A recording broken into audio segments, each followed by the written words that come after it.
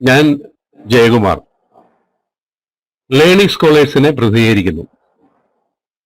ഇന്ന് ഞാൻ നിങ്ങളുടെ മുമ്പിൽ വരുന്നത് ഭൂമിശാസ്ത്ര പഠനം എന്ന വിഷയത്തെക്കുറിച്ച് അല്പം സംവദിക്കാനാണ്. നിങ്ങളുടെ അനുമതിയോടുകൂടി തന്നെ ഭൂമിശാസ്ത്ര പഠനം എന്ന വാക്കിനെ ഞാനൊന്ന് തിരുത്തുകയാണ്. ഭൂമിശാസ്ത്രത്തെപ്പറ്റി അറിയുക, മനസ്സിലാക്കുക എന്ന് ഞാൻ തിരുത്തുന്നു. കാരണം പഠനം എന്നത് സ്വാഭാവികമായും സ്വല്പം അരുചികരമാണ് എല്ലാവർക്കും. സ്കൂൾ കഴിഞ്ഞ് വീട്ടിലൊക്കെ ചെല്ലുമ്പോൾ പോയിരുന്ന് പഠിക്ക് എന്ന് പറയുന്നിടത്തോളം അസുരക്ഷിതമായി ഒന്നും നമ്മളിലില്ല. അതുകൊണ്ട് ഇതിൽ പഠനം എന്നത് മാറ്റി നിർത്തി ഇതൊന്ന് അറിയാൻ നമുക്ക് ശ്രമിച്ചാലോ? അതെ, അതുകൊണ്ട് തന്നെ നമുക്ക് ഭൂമിയെപ്പറ്റി ചിലത് മനസ്സിലാക്കാം, അറിയാം. എന്താണ് മനസ്സിലാക്കേണ്ടത്? ഭൂമിയിലെ പ്രദേശങ്ങളെപ്പറ്റി, ഭൂമിയുടെ കാലാവസ്ഥയെപ്പറ്റി, ഭൂമിയിലെ ജലലഭ്യതയെപ്പറ്റി, ഭൂമിയിലെ ധാതു നിക്ഷേപത്തെപ്പറ്റി, ഭൂമിയിലെ മത്സ്യസമ്പത്തിനെപ്പറ്റി, ഇങ്ങനെ വിവിധങ്ങളായ കാര്യങ്ങൾ ഭൂമിയെപ്പറ്റി നമുക്ക് മനസ്സിലാക്കേണ്ടതായിട്ടുണ്ട്. സ്വാഭാവികമായും എന്തിനു നാം ഇത് മനസ്സിലാക്കണം? ശരി, നമുക്ക് ഇന്ത്യയെപ്പറ്റി തന്നെ ചിന്തിച്ചു തുടങ്ങാം. ലോക ജനസംഖ്യയിൽ രണ്ടാമതും ഭൂവിസ്തൃതിയിൽ ഏഴാമതും നിൽക്കുന്ന രാജ്യമാണ് ഇന്ത്യ. ഭൂമിശാസ്ത്രത്തെ പറ്റിയുള്ള പഠനം ഇന്ത്യ ഏറ്റവും കൂടുതൽ ഉപയോഗപ്പെടുത്തുന്നത് കൃഷി വികസനത്തിനും കാലാവസ്ഥാ നിരീക്ഷണത്തിനും ധാതു സമ്പത്തുകളെ പറ്റിയുള്ള അറിവിനും വേണ്ടിയാണ്. കൂടാതെ റോഡുകളുടെ വികസനം, പ്രകൃതിക്ഷോഭങ്ങളെ നേരിടൽ, രക്ഷാപ്രവർത്തനങ്ങൾ, നിർമ്മാണ പ്രവർത്തനങ്ങൾ എന്നിങ്ങനെ വിവിധ ആവശ്യങ്ങൾക്കായും ഈ മാർഗം നമ്മൾ ഉപയോഗപ്പെടുത്തുന്നുണ്ട്. ഉദാഹരണത്തിന് നിങ്ങൾ ഓർക്കുന്നുണ്ടാകും, ഈ അടുത്തിടെ ആന്ധ്രയിൽ സംഭവിച്ച ഇന്ത്യ കണ്ട ഏറ്റവും വലിയ ദുരന്തമായ ചുഴലിക്കൊടുങ്കാറ്റ്. വിദൂര സംവേദനം വഴി ലഭിച്ച വിവരങ്ങൾ വെച്ചുകൊണ്ട് അനേകായിരം ജീവൻ രക്ഷിക്കാൻ നമുക്ക് സാധിച്ചു. ചിത്രത്തിൽ കാണുന്നത് അതിന്റെ ഒരു ഭാഗം മാത്രമാണ്. നിരവധി വസ്തുവകൾക്ക് നാശനഷ്ടങ്ങളുണ്ടായി. അത് തടയാൻ നമുക്ക് യാതൊരു മാർഗവുമില്ല. പക്ഷേ അനേകരുടെ ജീവൻ രക്ഷിക്കാൻ ഈ സംവിധാനം നമ്മളെ സഹായിക്കുകയുണ്ടായി. ലോകരാഷ്ട്രങ്ങളുടെ പ്രശംസ നേടിയ ഒരു പ്രവർത്തനമായിരുന്നു അത്. വീണ്ടും നിങ്ങൾ ഓർക്കുന്നുണ്ടാവും, മുൻ ആന്ധ്ര മുഖ്യമന്ത്രിയായിരുന്ന YS രാജശേഖർ റെഡ്ഡി, YSR എന്ന ചുരുക്കപ്പേരിൽ അറിയപ്പെട്ടിരുന്ന അദ്ദേഹം ഹെലികോപ്റ്റർ അപകടത്തിൽ മരണപ്പെട്ടതും അവിടെ വിദൂര സംവേദന മാർഗങ്ങളിലൂടെ രക്ഷാപ്രവർത്തനം സാധ്യമാക്കിയതും നിങ്ങൾ ഓർക്കുന്നില്ലേ? അതിന്റെ ചില ചിത്രങ്ങൾ കണ്ടു നോക്കൂ. താഴെ തകർന്നടിഞ്ഞു കിടക്കുന്ന ആ ഹെലികോപ്റ്ററിന്റെ ചില ദൃശ്യങ്ങൾ, നേരത്തെ കണ്ട ചിത്രം ഹെലികോപ്റ്ററിൽ നിന്ന് ആ പ്രദേശം നിരീക്ഷിക്കുന്ന ചിത്രങ്ങൾ. ഇങ്ങനെ ഈ സംവിധാനം പല ആവശ്യങ്ങൾക്കും ഉപയോഗപ്പെടുത്തുന്നതിന്റെ ഒന്ന് രണ്ട് ഉദാഹരണങ്ങളാണ് ഞാൻ കാണിച്ചത്. ഇനി വീണ്ടും നമുക്കൊന്ന് ചിന്തിച്ചു നോക്കാം. ചിത്രം നിങ്ങൾ കാണുന്നുണ്ടാകുമല്ലോ. നിങ്ങളുടെ സ്കൂൾ ഇരിക്കുന്ന പ്രദേശം തന്നെയാണ് ചിത്രത്തിൽ ഇപ്പോൾ കാണുന്നത്. ദാ കളിച്ചുകുളങ്ങര ദേവീക്ഷേത്രം കാണാം, ഹൈസ്കൂൾ കാണാം. ഉദാഹരണത്തിന് ആ ഭാഗത്തുകൂടി ഒരു റോഡ് വരുന്നു എന്ന് ധരിക്കുക. ഭൂമിശാസ്ത്ര പഠനത്തിലെ ഏറ്റവും പുതിയ മാർഗമായ ഉപഗ്രഹ വിദൂര സംവേദനം വഴി നിങ്ങളുടെ പ്രദേശത്തിന്റെ ഒരു ചിത്രം ദാ ഈ കാണുന്ന പോലെ നിങ്ങൾക്ക് ലഭ്യമാകുന്നു. അത് വിശകലനം ചെയ്ത് ജനവാസം കുറഞ്ഞതും കെട്ടിടങ്ങൾ, സ്ഥാപനങ്ങൾ എന്നിവ പരമാവധി ഒഴിവാക്കിയും പാലങ്ങളും മറ്റും നിർമ്മിക്കുന്നത് പരമാവധി കുറച്ചും ഇത് സാധ്യമാകുന്നു. നോക്കൂ, വിദൂര സംവേദനത്തിന്റെ ഗുണഫലങ്ങളിൽ മറ്റൊന്ന്. അപ്പോൾ വീണ്ടും മറ്റൊരു ശങ്ക, ഇത്രയും പണം ചെലവാക്കി എന്തിനു ചെയ്യണം?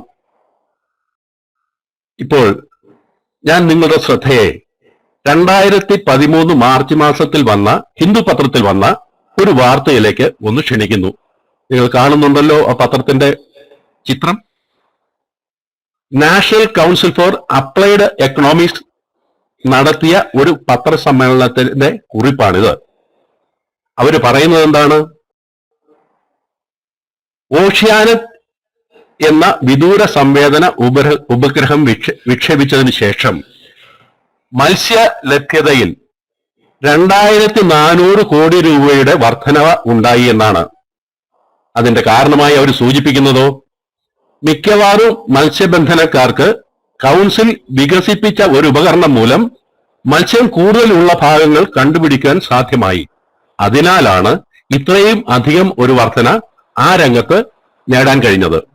പിന്നെ അതിലെ പ്രസക്തമായ മറ്റൊരു ഭാഗം, കാർഷിക രംഗത്ത് ഏകദേശം 50,000 കോടി രൂപയുടെ വർധനവുണ്ടായി എന്നുള്ളതാണ്. അതെങ്ങനെ സാധ്യമായി? കൃഷിക്കാർക്ക് രൂപപ്പെടുത്തിയ ഒരു ഉപകരണം കാലാവസ്ഥ, വളങ്ങൾ, ഏത് കൃഷിയാണ് വേണ്ടത് എന്ന വിവരങ്ങൾ ലഭ്യമാക്കാൻ സഹായിച്ചു. ഇന്ത്യയിലെ 4/1 കൃഷിക്കാരും ഈ രീതി ഉപയോഗപ്പെടുത്തിയത് മൂലമാണ് ഈ മേൽപ്പറഞ്ഞ ഇതിലേക്ക് എത്താൻ കഴിഞ്ഞത്. ഇപ്പോൾ നമുക്ക് ഏതാണ്ട് മനസ്സിലാകുന്നു ഭൂമിശാസ്ത്ര പഠനം എത്രമാത്രം പ്രധാനപ്പെട്ടതാണെന്നും പ്രയോജനകരമാണെന്നും. ഓക്കെ, ഇതെങ്ങനെ സാധ്യമാക്കാം? ഭൂമിശാസ്ത്രം നമ്മൾ എങ്ങനെ പഠിക്കും? ചിത്രത്തിൽ ശ്രദ്ധിക്കൂ. ആദ്യകാലങ്ങളിൽ മനുഷ്യൻ മരങ്ങളിൽ കയറിയിരുന്നും ഉയരമുള്ള പ്രദേശങ്ങളിൽ കയറി നിന്നും വിവരങ്ങൾ ശേഖരിച്ചിരുന്നു. ചിത്രങ്ങൾ നിങ്ങൾക്ക് കാണാം. അതിൽ ഒന്ന് ആഹാര സമ്പാദനത്തിനും രണ്ടാമത് ശത്രുക്കളെ നേരിടുന്നതിനും തിരിച്ചറിയുന്നതിനും വേണ്ടിയായിരുന്നു. കൂടുതൽ ആവശ്യങ്ങൾ വന്നപ്പോൾ കൂടുതൽ പ്രദേശങ്ങൾ സഞ്ചരിച്ച് വിവരങ്ങൾ ശേഖരിച്ച് അത് ഭൂപടങ്ങളിലേക്കാക്കി. ആ ഭൂപടങ്ങൾക്കും വളരെ പരിമിതികൾ ഉണ്ടായിരുന്നു. കാരണം എത്തിപ്പെടാൻ പറ്റാത്ത സ്ഥലങ്ങൾ, അങ്ങനെ ഒരുപാട് പ്രശ്നങ്ങൾ അത് നേരിട്ടിരുന്നു. അക്കാലത്തെ സംവേദന ഉപകരണങ്ങൾ മനുഷ്യന്റെ കണ്ണും കാതും മാത്രമായിരുന്നു. സാങ്കേതിക വിദ്യയിൽ വികസിച്ചപ്പോൾ ഉപകരണങ്ങളിലും സ്വാഭാവികമായി മാറ്റങ്ങളുണ്ടായി. ക്യാമറകൾ, വിദൂര സംവേദനികൾ എന്നിവ നിലവിൽ വന്നു. ഒരു വസ്തുവിനെ നേരിട്ട് സ്പർശബന്ധം കൂടാതെ ദൂരെ സ്ഥിതി ചെയ്യുന്ന ഒരു ഉപകരണം വഴി മനസ്സിലാക്കുന്ന രീതിയാണ് വിദൂര സംവേദനികൾ. ഈ വിദൂര സംവേദനികൾ സ്ഥാപിക്കുന്ന പ്രതലത്തെ പ്ലാറ്റ്ഫോം എന്ന് നമ്മൾ വിളിക്കുന്നു. ഇതിന് സ്വാഭാവികമായും നിരവധി മാർഗങ്ങളുണ്ട്. വിമാനങ്ങളിൽ ഘടിപ്പിക്കാം, ബലൂണുകളിൽ സ്ഥാപിച്ച പരീക്ഷണങ്ങൾ നടത്തിയിട്ടുണ്ട്, ഉപഗ്രഹങ്ങൾ ഇത് ഉപയോഗിച്ചിട്ടുണ്ട്. ഇങ്ങനെ വിവിധ മാർഗങ്ങളിലൂടെ സംവേദനികൾ മുഖാന്തരം വിവരങ്ങൾ ശേഖരിക്കാനുള്ള പ്രവണത ആ കാലത്ത് നിലവിൽ വന്നു. അങ്ങനെ സംവേദനികൾ സ്ഥാപിക്കുന്ന പ്രതലത്തെ അടിസ്ഥാനമാക്കി വിദൂര സംവേദനത്തെ 3 തരംതിരിച്ചിരിക്കുന്നു. ഒന്ന്, ഭൂതല ഛായാഗ്രഹണം. 2, ആകാശീയ വിദൂര സംവേദനം. 3, ഉപഗ്രഹ വിദൂര സംവേദനം. ഈ കാണുന്ന ചിത്രങ്ങളിലേക്ക് നിങ്ങളൊന്ന് ശ്രദ്ധിക്കൂ. ഇത് സാധാരണ നമ്മൾ ക്യാമറകൾ കൊണ്ട് എടുക്കുന്ന ഫോട്ടോകൾ പോലെ എടുക്കുന്ന ഫോട്ടോകളാണ്. ഇതിൽ ശ്രദ്ധിച്ചാൽ നിങ്ങൾക്കൊന്ന് മനസ്സിലാകും, വളരെ കൂടുതൽ വിശദാംശങ്ങളൊന്നും ഇതിൽ ലഭ്യമല്ല. ഭൂതല ഛായാഗ്രഹണത്തിന്റെ ഒരു പരിമിതിയും അതുതന്നെയായിരുന്നു. അവിടുന്ന് വിമാന സങ്കേതങ്ങൾ ഉപയോഗിച്ച് വിമാനങ്ങളിൽ സംവേദനികൾ ഘടിപ്പിച്ച് ചിത്രങ്ങൾ എടുക്കാൻ തുടങ്ങിയപ്പോഴേക്കും അതിൽ നിന്ന് ലഭിക്കുന്ന വിവരങ്ങളിലും വ്യത്യാസങ്ങളുണ്ടായി. ചിത്രം നോക്കൂ. ഒരു വിമാനത്തിൽ സംവേദനി എങ്ങനെ ഘടിപ്പിച്ചിരിക്കുന്നു, അതെങ്ങനെ എത്രമാത്രം സ്ഥലം കവർ ചെയ്യുന്നു നമുക്ക് കാണാം. രണ്ടാമത്തെ ചിത്രം നോക്കൂ. ഒരു കളിസ്ഥലത്തിന്റെ വിമാനത്തിൽ നിന്നുള്ള ഒരു വീക്ഷണമാണത്. ഭൂതല ഛായാഗ്രഹണത്തിൽ കണ്ടതിലുപരി അല്പം കൂടി വിവരങ്ങൾ ഇതിൽ നിന്ന് ലഭ്യമാണ്. ഇനി അടുത്ത ഘട്ടം ഉപഗ്രഹ വിദൂര സംവേദനം പ്രയോജനത്തിൽ വരുന്ന കാലഘട്ടം. ചിത്രത്തിൽ കാണാൻ നിങ്ങൾക്ക് ഭൂഗോളത്തിന് ചുറ്റും ഒരു കൃത്രിമ ഉപഗ്രഹം സഞ്ചരിക്കുന്നു. ആ ഉപഗ്രഹത്തിൽ നിന്ന് കിട്ടിയ ചിത്രം ആണ് സൈഡിൽ കാണിച്ചിരിക്കുന്നത്, അടുത്തായി കാണിച്ചിരിക്കുന്നത്. എത്രമാത്രം വിശദമായിട്ടാണ് ആ ചിത്രങ്ങൾ തരുന്ന വിവരങ്ങൾ, എത്രമാത്രം വിശദമാണ്. ഒരുപക്ഷെ ഇത് നമുക്ക് ഇതിൽ കാണാൻ കഴിയുന്ന ചിത്രങ്ങൾ മാത്രമായിരിക്കും. പക്ഷേ ആദ്യം നമ്മൾ സൂചിപ്പിച്ചതുപോലെ വളരെ വിശാലമായ വിവരങ്ങൾ ഭൂമിയുടെ പ്രദേശങ്ങളെപ്പറ്റി, ഭൂമിയുടെ കാലാവസ്ഥയെപ്പറ്റി, ഭൂമിയിലെ ജലലഭ്യതയെപ്പറ്റി, ഭൂമിയിലെ ധാതു നിക്ഷേപത്തെപ്പറ്റി, മത്സ്യസമ്പത്തിനെപ്പറ്റി, ഇങ്ങനെയുള്ള കാലാവസ്ഥാ വ്യതിയാനങ്ങളെപ്പറ്റി, ഇങ്ങനെയുള്ള നിരവധി വിവരങ്ങൾ ലഭ്യമാക്കാൻ ഇന്ന് ഇന്ത്യയും ലോകരാഷ്ട്രങ്ങളാകമാനം തന്നെ ഉപഗ്രഹ വിദൂര സംവേദനം എന്ന രീതി ഉപയോഗിക്കുന്നു.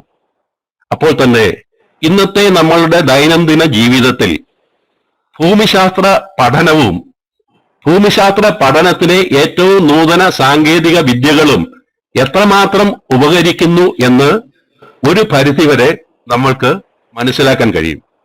വീണ്ടും ഒന്നുകൂടി, ഇന്ന് കേരളം മുഴുവൻ ചർച്ച ചെയ്യപ്പെടുന്ന കസ്തൂരി രംഗൻ റിപ്പോർട്ട് എന്ന റിപ്പോർട്ട് പശ്ചിമഘട്ട മേഖലകളെപ്പറ്റി, അതിന്റെ വിവരങ്ങളെപ്പറ്റി, അതിന്റെ പ്രാധാന്യത്തെപ്പറ്റി വളരെ സങ്കീർണമായ ഒരു റിപ്പോർട്ട് നമ്മളുടെ മുമ്പിൽ, കേരളത്തിന് മുമ്പിൽ ഇന്ന് ചർച്ച ചെയ്യപ്പെടുകയാണ്. ഇതെല്ലാം ഈ നമ്മൾക്ക് സ്വാഭാവികമായും നമ്മൾ മനസ്സിലാക്കുന്ന പോലെ ഈ മലകളിൽ മുഴുവൻ കയറി നടന്ന് സംഭരിക്കാൻ പറ്റുന്ന രേഖകളല്ല. അത് വിദൂര സംവേദന ഉപഗ്രഹത്തിൽ കൂടി ലഭ്യമായ വിവരങ്ങൾ അനുസരിച്ച് ആ റിപ്പോർട്ട് നിങ്ങൾ പഠിച്ചു നോക്കിയാൽ മനസ്സിലാകും എത്ര വിശദമായി, എത്ര വിവിധതരം പ്രശ്നങ്ങളിലാണ് അത് ഇടപെട്ടിട്ടുള്ളതെന്നും എത്രമാത്രം വിവരങ്ങളാണ് അതിൽ ലഭ്യമായിട്ടുള്ളതെന്നും മനസ്സിലാക്കുന്ന ഒരു റിപ്പോർട്ടാണത്. അപ്പോൾ ലേണിംഗ് സ്കോളേഴ്സ് എന്ന സ്ഥാപനം വിദ്യാഭ്യാസം, അധ്യാപനം എന്നതിനെ എങ്ങനെ സമീപിക്കുന്നു എന്നതിന് ഒരു മാതൃകയായിട്ടാണ് ഞാൻ ഈ കാര്യങ്ങൾ നിങ്ങളുടെ മുമ്പിൽ അവതരിപ്പിച്ചത്. വീണ്ടും ഒരവസരമുണ്ടെങ്കിൽ ഇനിയും കാണാമെന്ന പ്രതീക്ഷയോടെ നന്ദി, നമസ്കാരം.